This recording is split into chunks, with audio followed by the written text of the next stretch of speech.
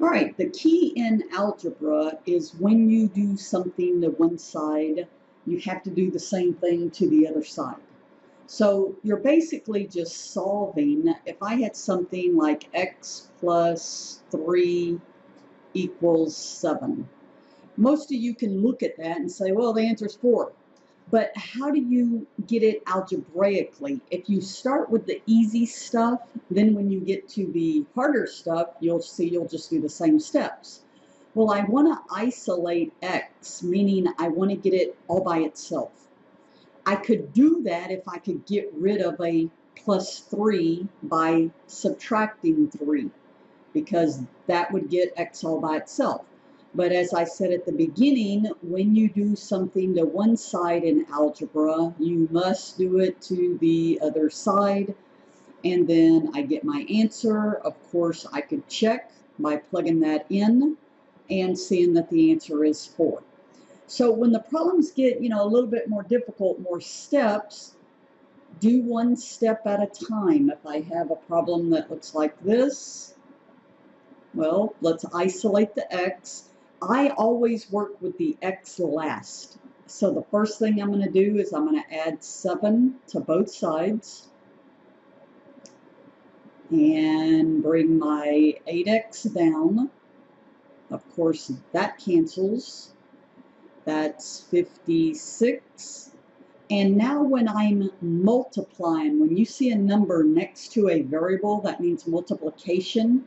So that's 8 times x. If I divided by 8, I would get 1x.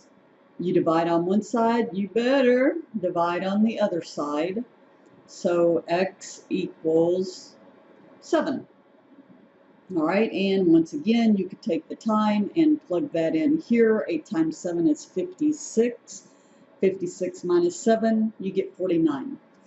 The only thing you have to be really careful of is when you get problems that have parentheses. So let's say something like 9x minus 7x minus 6 equals 24.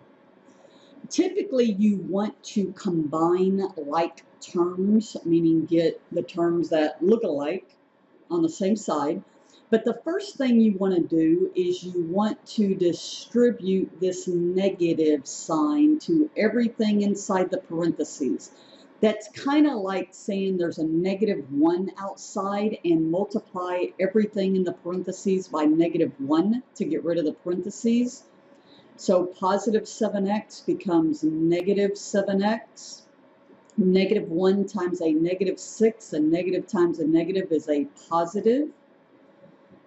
And now I can combine these like terms, 9x minus 7x, 2x plus 6 equals 24.